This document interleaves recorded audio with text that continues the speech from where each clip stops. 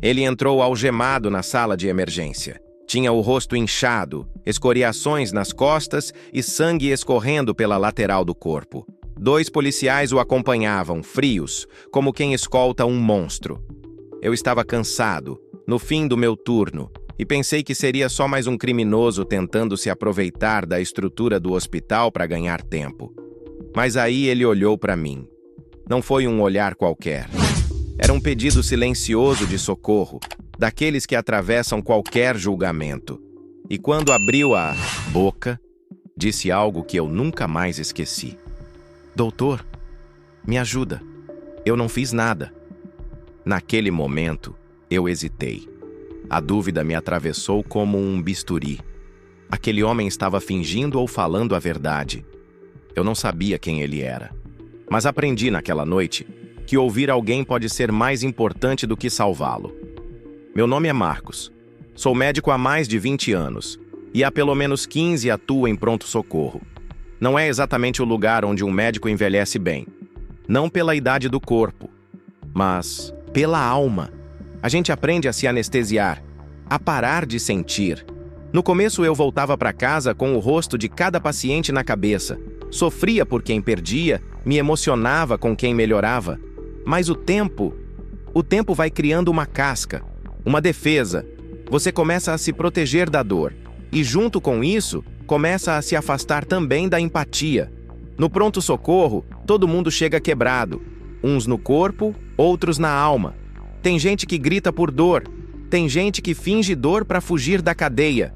E esse segundo tipo aparece mais do que deveria. Já tratei cara que veio com a perna fraturada, mas saiu correndo no segundo em que a polícia virou as costas. Já vi mulher chorar por socorro e depois descobrir que estava ali para esconder um crime. Então você aprende a julgar antes de sentir. Aprende a ir pelo protocolo, pelo que é seguro. Se errar, que seja por excesso de precaução, mas nunca por ingenuidade.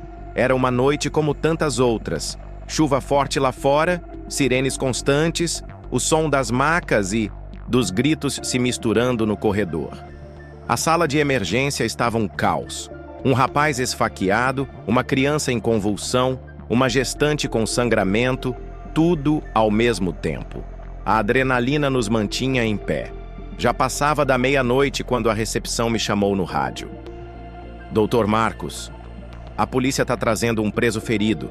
Pedido de atendimento imediato. Pronto, pensei. Mais um. Provavelmente bêbado, envolvido em alguma briga de bar, tentando adiar a prisão com o recurso clássico. Tô passando mal. Lembro que larguei a ficha que estava preenchendo e fui para a sala onde atendemos casos assim, com presença policial. Uma sala isolada, onde os agentes ficam armados na porta. Já entrei com o coração fechado, com o pensamento pronto. Vou fazer o básico, assinar o laudo e devolvê-lo para a cela. Mas por algum motivo que eu não sei explicar, aquela noite tinha algo diferente. Um incômodo no peito. Uma inquietação que eu ainda não entendia, mas que viria a crescer nas horas seguintes. Enquanto aguardava a chegada do preso, pensei na minha família. No meu filho adolescente, que vinha se afastando de mim a cada semana. Na minha esposa, que já não fazia perguntas sobre meu trabalho. Eu me tornei alguém difícil de acessar, porque aos poucos fui perdendo o costume de falar sobre o que eu via. Como contar que você teve que escolher entre atender alguém infartando e uma criança que parou de respirar? Como explicar que às vezes você se sente Deus e outras vezes um coveiro? O rádio me tirou dos pensamentos. Chegaram com o paciente. Levantei, peguei os equipamentos e fui. E foi aí que vi ele, algemado, molhado de chuva, com o rosto coberto de hematomas, sangue seco no cabelo, um corte profundo na lateral da cabeça. Os policiais o seguravam como se fosse um animal. Um deles disse sem rodeios: "É tentativa de homicídio. Acha que vai enganar a gente com dorzinha." Mas eu vi algo nos olhos daquele homem.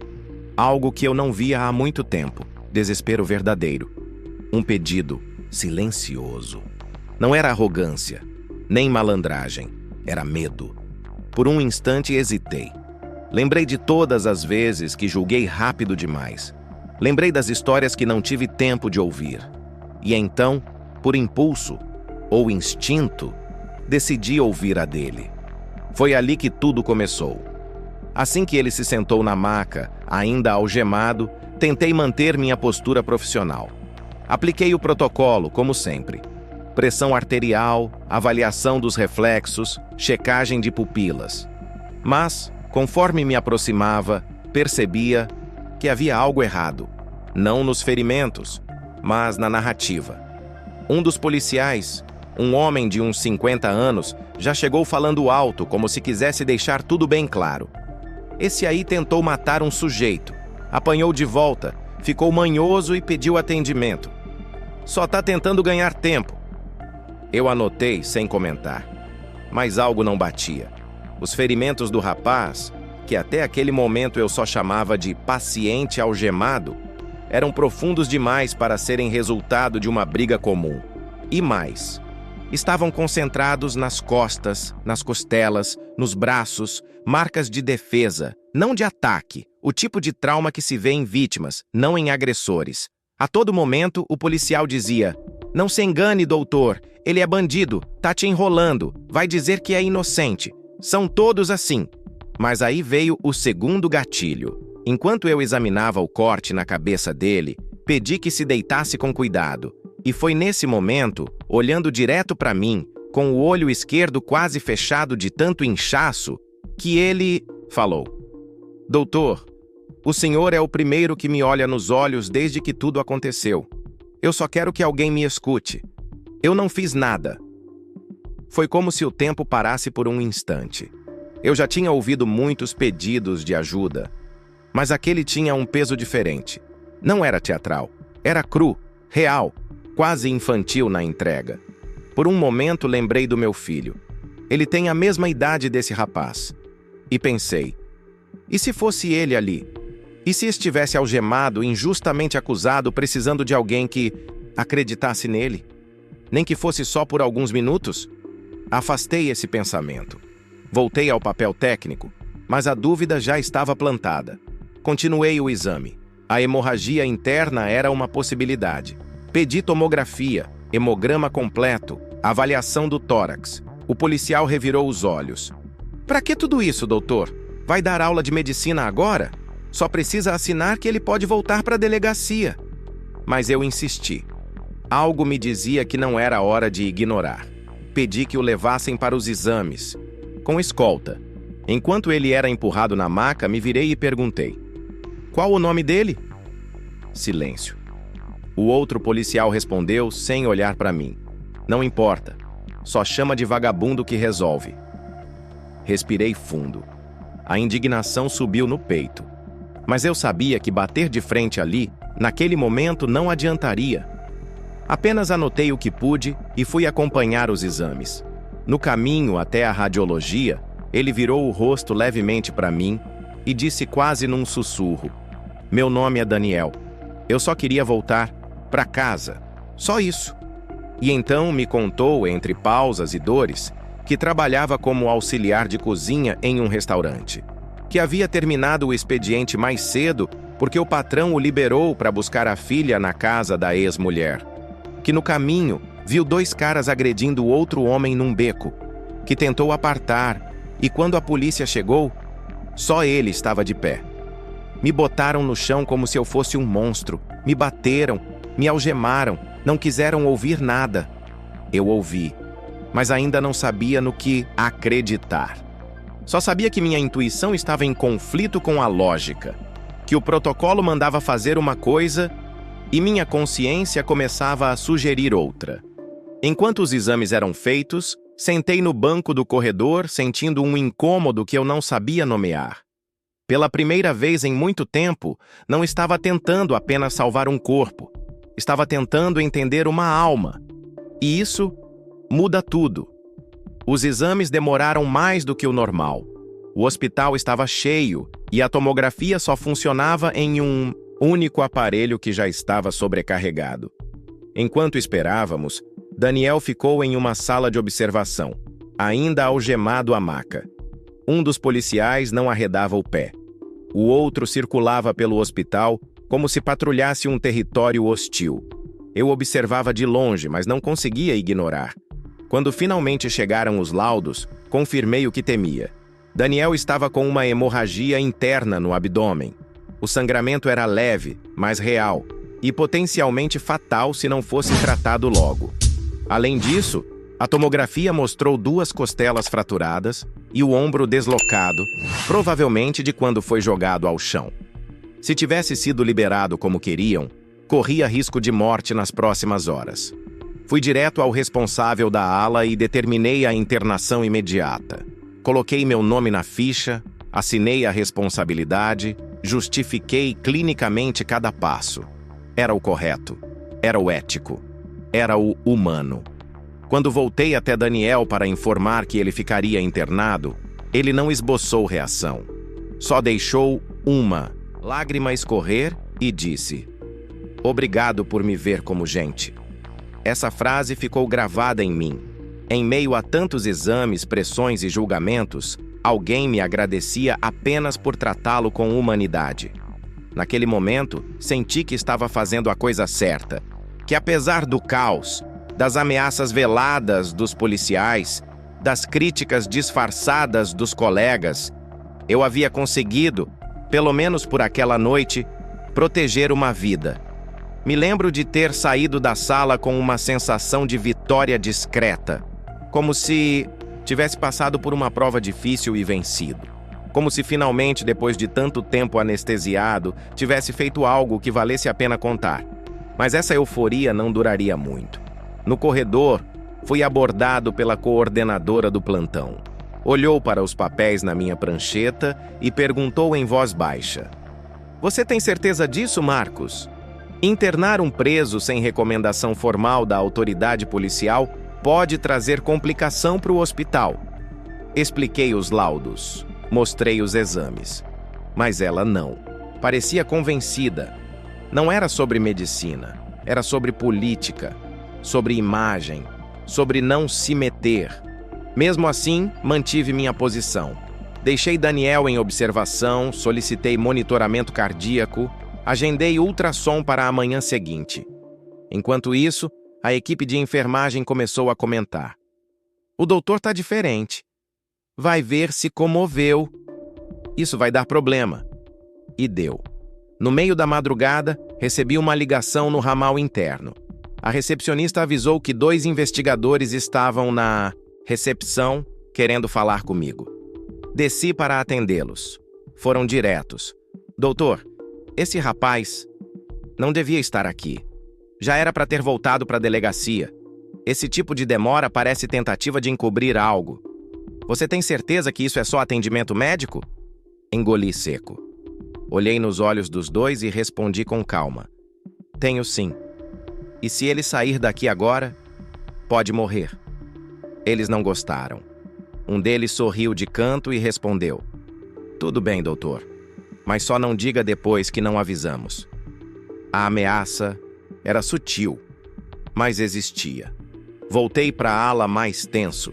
Fui até o quarto e observei Daniel dormindo, exausto, o monitor cardíaco estável, o rosto mais calmo, e pensei: valeu a pena. Ali naquela madrugada fria, eu achava que tinha vencido, que tinha sido médico acima de qualquer julgamento, que por um instante eu tinha feito a diferença. O que eu não sabia era que aquela não era a história de um paciente em risco.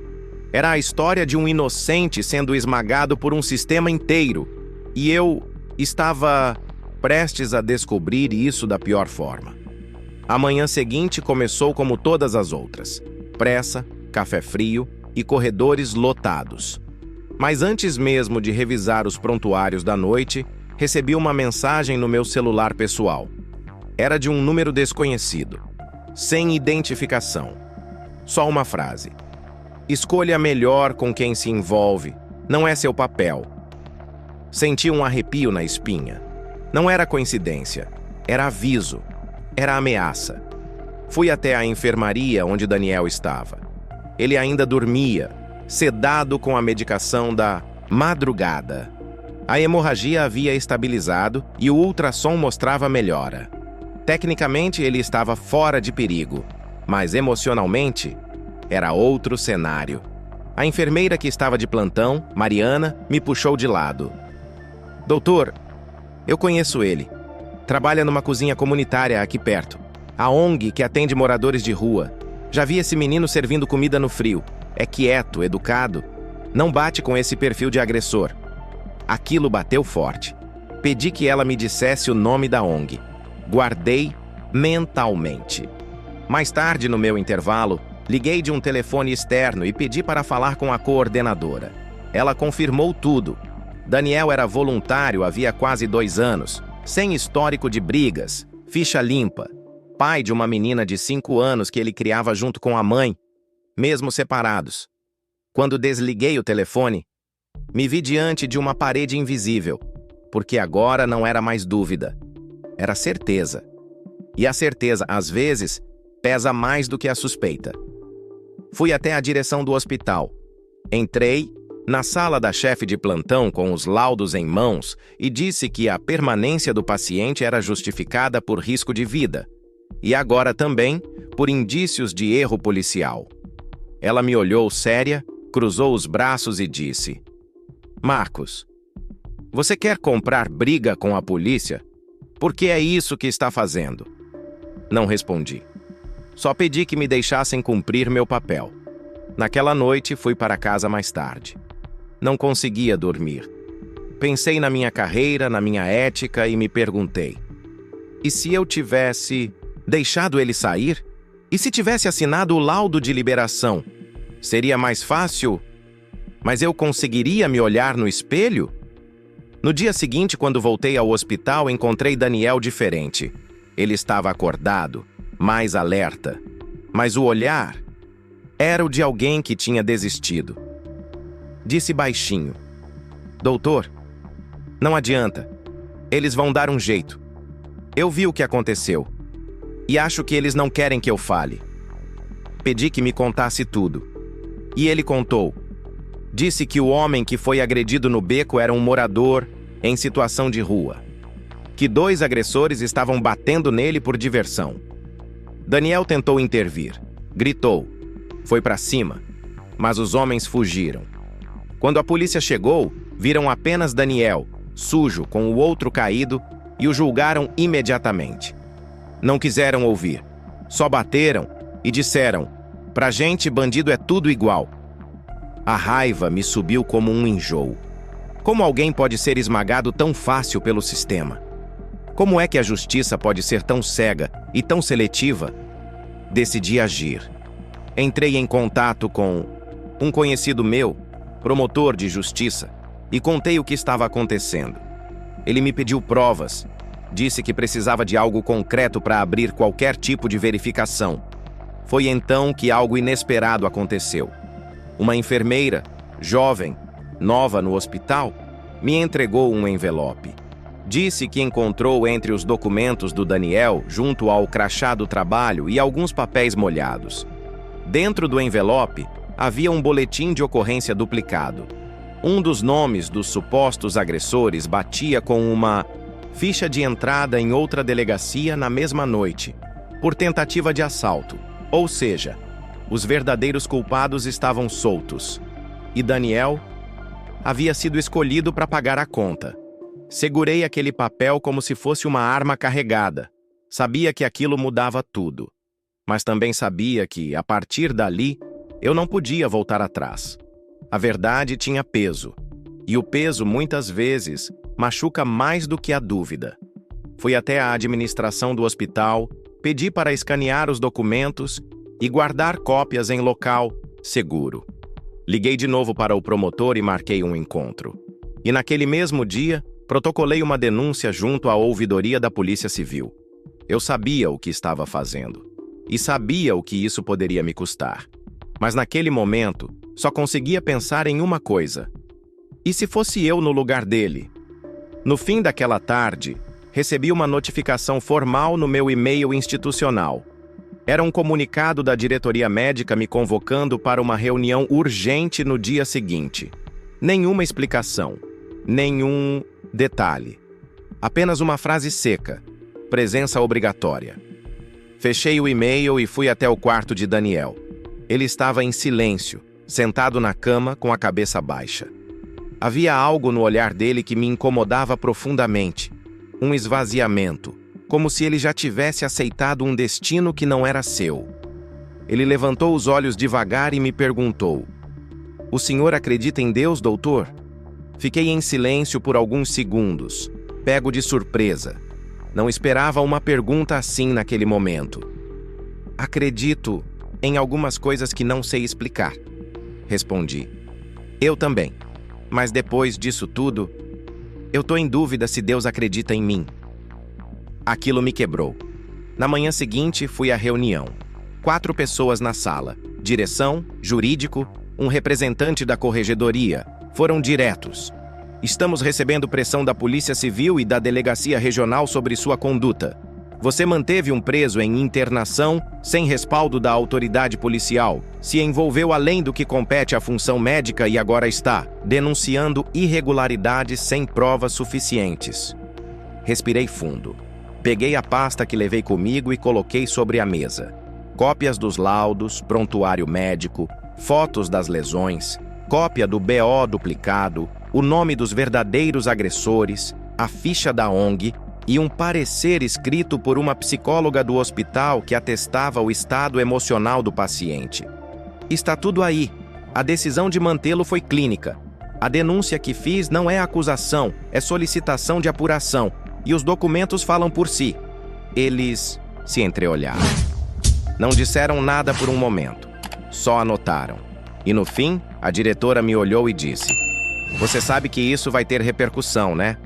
Eu sabia. Mas naquele momento, não me importava mais com isso.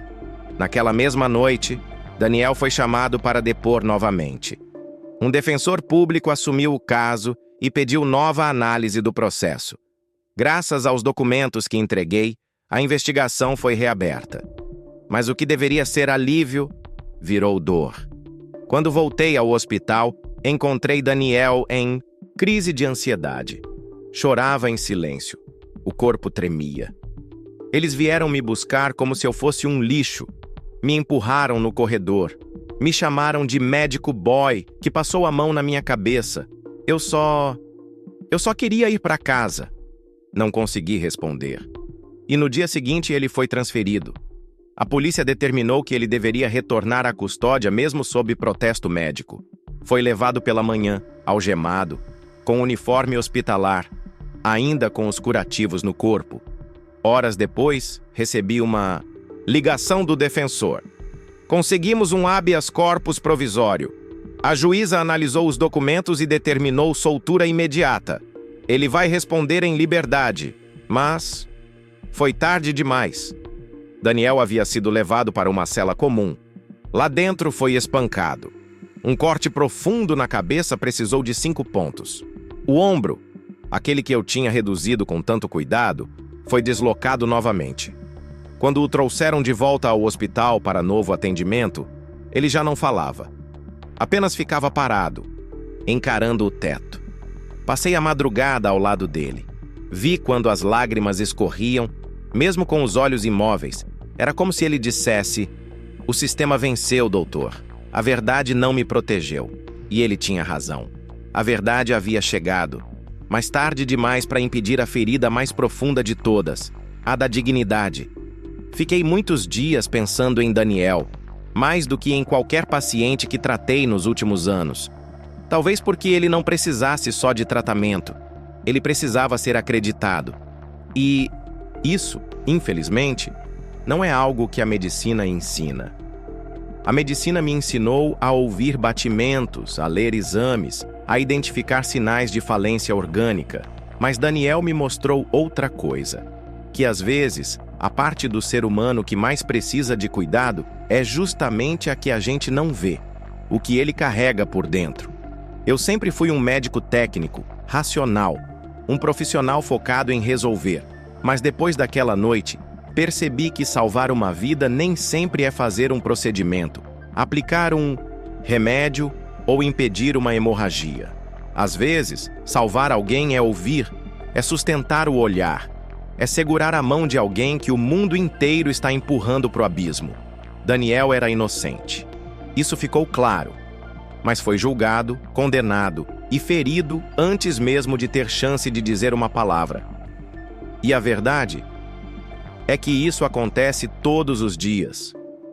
Vivemos num mundo que corre rápido demais para escutar, que julga pela aparência, pela roupa, pelo endereço, pela ficha anterior, ou pior, pelo preconceito. E nós, médicos, mesmo dentro de hospitais, não estamos imunes a isso. Julgamos, rotulamos e muitas vezes tratamos pessoas com base em quem achamos que elas são e não pelo que realmente estão vivendo. Lembro de uma noite, depois de tudo isso, chegando em casa tarde e meu filho me esperando na cozinha. Ele me perguntou: "Pai, por que você está tão quieto ultimamente?" E eu não consegui responder. Porque como explicar que a dor de outro homem tinha entrado em mim? Que eu estava tentando digerir o fato de que por pouco eu teria ignorado um pedido de ajuda real? Que por pouco eu teria deixado alguém morrer, não de sangue derramado, mas de silêncio imposto? Daniel sobreviveu. Está livre. Mas não saiu ileso. E eu também não. Ele perdeu a confiança no sistema. Eu perdi a confiança na ideia de que justiça é cega. Descobri que ela enxerga muito bem, mas escolhe onde mirar. O que me resta, como médico, é continuar tentando fazer diferente. Não em todos os casos, porque eu sou humano e vou falhar. Mas ao menos em um, em cada plantão. Tentar escutar com mais atenção. Porque eu aprendi, de forma dura, que às vezes a diferença entre a vida e a destruição de alguém está na decisão de ouvir ou ignorar. E por mais que eu tenha seguido o protocolo médico, quem me curou foi ele. A última vez que vi Daniel foi 2 meses depois. Ele voltou ao hospital, não como paciente, mas para entregar uma carta. Estava mais magro, o olhar ainda carregado, mas de pé, vivo e livre. Na carta, ele dizia: "Obrigado por ter me escutado. Eu achei que ninguém mais faria isso. E talvez por isso eu ainda esteja aqui." Guardei a carta na última gaveta da minha mesa. Não como um troféu, mas como um lembrete. Um lembrete de que mesmo dentro de hospitais, onde a vida e a morte são rotina, a gente pode esquecer de ser humano. E quando isso acontece, a medicina vira só um protocolo, e a alma de quem sofre vira apenas número. Daniel me ensinou que a gente precisa se desconstruir todos os dias, que ninguém é tão treinado que não possa aprender algo novo, e que às vezes a maior urgência de um paciente é ser escutado. Desde então me pego com mais frequência fazendo uma pergunta simples antes de cada atendimento. E se fosse eu? E se fosse meu filho? E se fosse alguém que eu amo? Talvez você que chegou até aqui ouvindo essa história também esteja precisando se fazer essa pergunta. Porque a verdade é que ninguém está imune de ser confundido, julgado ou descartado. Mas todos nós temos a chance de ser aquele que ouve, aquele que para, aquele que faz a diferença. Então eu te pergunto: você já escutou alguém hoje, de verdade? Ou está apenas seguindo o protocolo da vida? Se essa história te tocou, compartilha. Alguém pode estar precisando ouvir isso agora. E se ainda não é inscrito aqui no canal, se inscreve. Porque toda semana a gente conta histórias reais que nos lembram daquilo que mais importa: a humanidade.